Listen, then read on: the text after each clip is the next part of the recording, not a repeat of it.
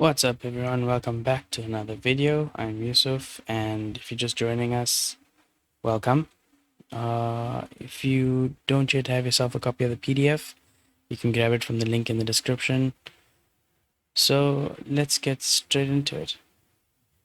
Immediately we see that we have some global variables. So before we even start reading the question, we can add that in. So in SolidWorks, manage equations,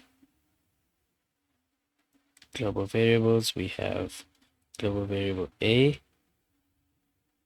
and a value of 38, B with a value of 12, and C with a value of 3. Hit OK. Okay, back to the question. Build this part in SolidWorks. Use the values below for global variables. Find the mass of the part in grams. Okay, cool. We have a pipe clamp. We have a base with 2 recesses in it. We have 2 short cylinders on either side and a large cylinder in the middle. In terms of dimensions, we have a center distance between the 2 short cylinders. We have an outer diameter of the tall cylinder, and we have a total height combined between the 2. Okay, so let's head to SolidWorks and start drawing. So to rough out our shape, we're going to start with a circle in the middle. That'll be our tall cylinder. We can create a line through the center or the origin. Right click, select midpoint. We can make that coincident. And then we have 2 small cylinders on either side. We know that we have some holes in the middle of them.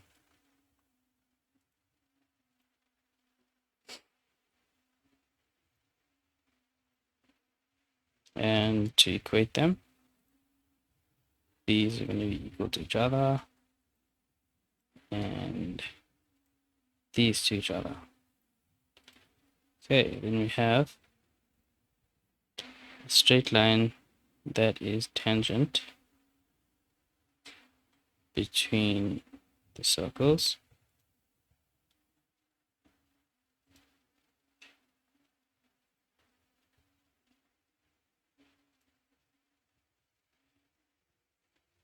Like so. And we can trim away what we don't need. So for now, we're just going to be working on the base, and we will come back and add in more details. So we know that we have a dimension between the centers, and that dimension is going to be equal to A multiplied by 5. So equal to global variable A multiplied by 5.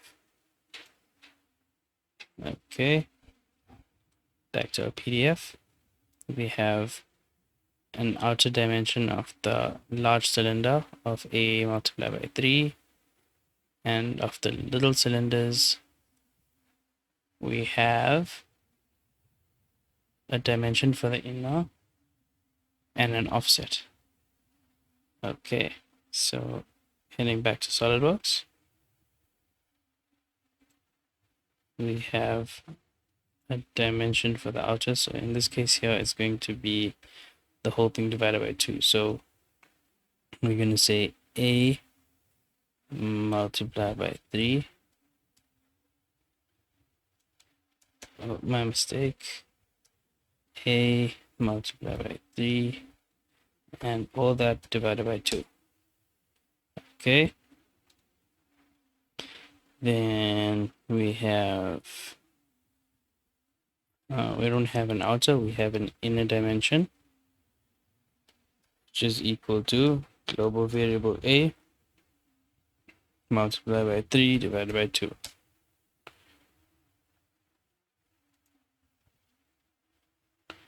Ooh. Okay, Then we have an offset of B. So let's expand this slightly. We have an offset of B between these two. So that's equal to global variable B. And same with this one.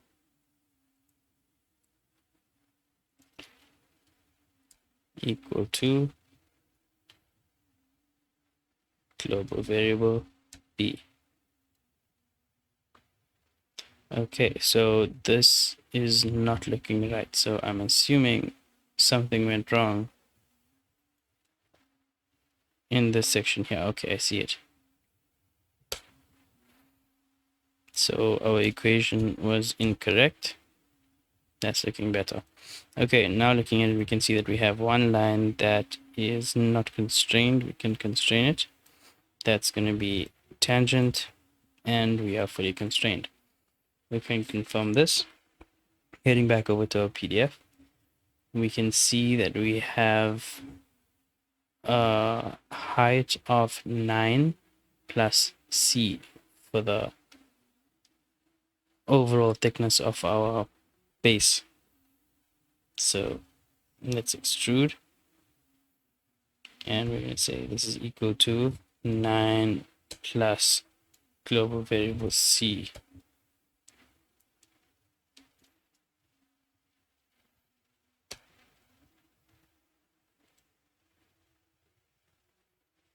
Okay, so looking good.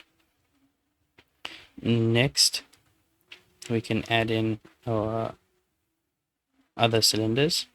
So we'll start with our small cylinders. We have a circle that is equal in diameter to our base. So we can equate those two. And we can do the same on this side. So select the center.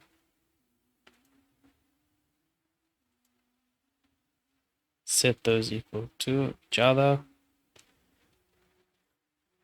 And we can extrude.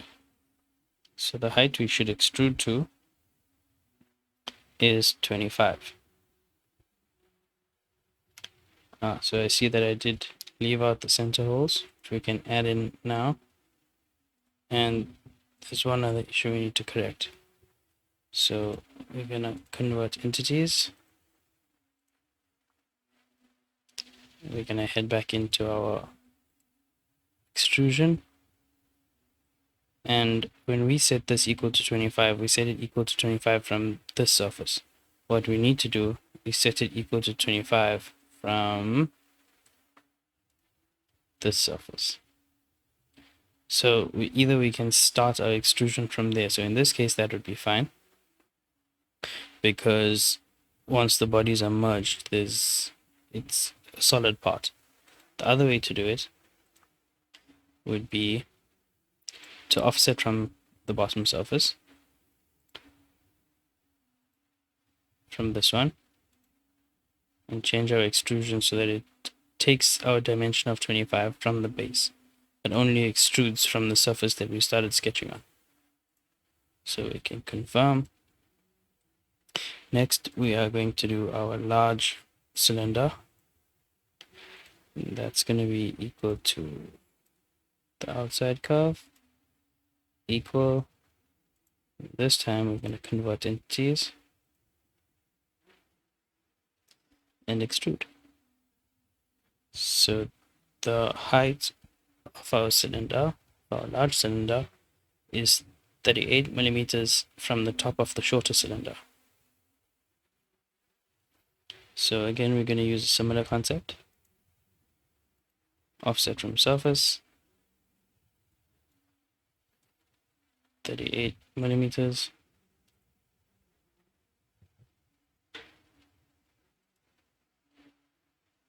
Okay, so that looks good.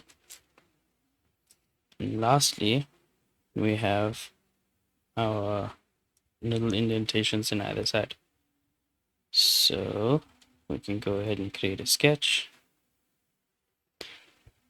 Heading back to our PDF, we have an inset of C all the way around in these two regions, and each of the sharp corners have a radius of C, and there's 8 of them. Okay, so we're going to use our offset tool, select the face, we're going to use some arbitrary value, and we're going to choose both. We're going to do the same thing for the other face as well. Reverse. Cool. Then we can set this equal to C, global variable C, same on this side, equal to global variable C. Okay, and then we can add in our radii of C. So this is going to be equal to, so we can't set it now. So let's choose some arbitrary value and select our corners.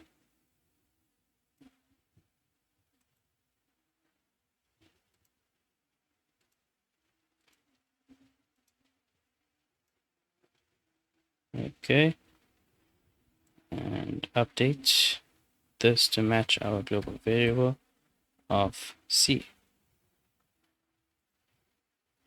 Okay, looking good. Then once we confirm this, we can go ahead and cut extrude to a depth of C. So this is going to be equal to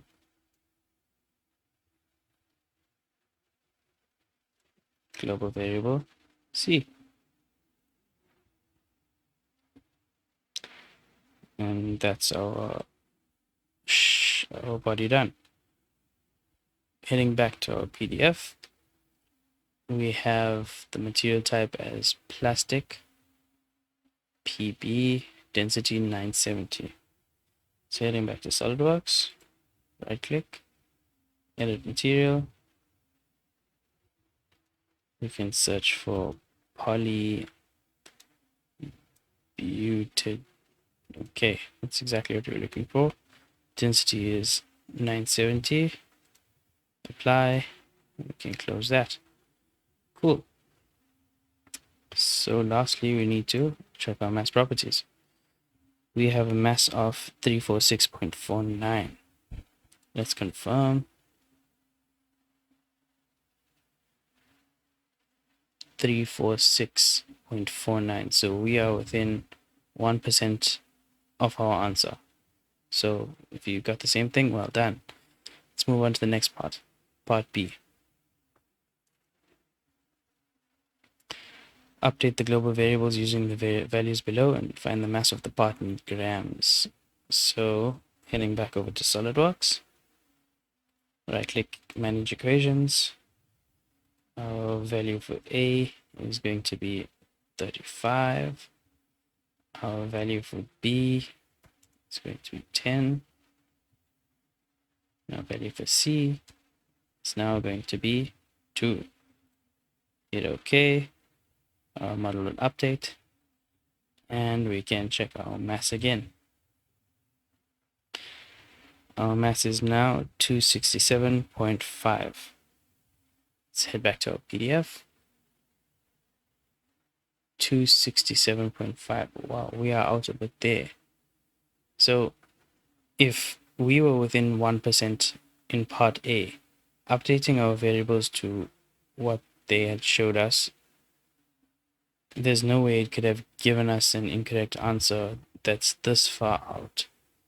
So the only way you can get that far out with the model would be if you did something really, really wrong.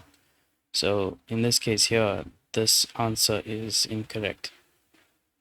Let me know in the comments if you got the same answer as I did, or if I did something wrong. So let's check if we have better luck with part C. So update global variables using the values below. Okay, let's head back to SolidWorks. Equations, manage equations. value for A is going to now be 32, 6, and 2.5. Hit OK, our model update. Cool. Let's check our mass. 158.28. And looking at our last answer, 158.28. So that's exactly correct. So if you got the same answers as I did, well done. Congratulations, you got to the end of this. If you didn't, let me know in the comments what you did, what you think you did, and let me know if this video helped you. And if you find benefit from these videos, please consider subscribing and leaving me a like. It really helps to keep me motivated to making more of these. I will see you guys in the next video.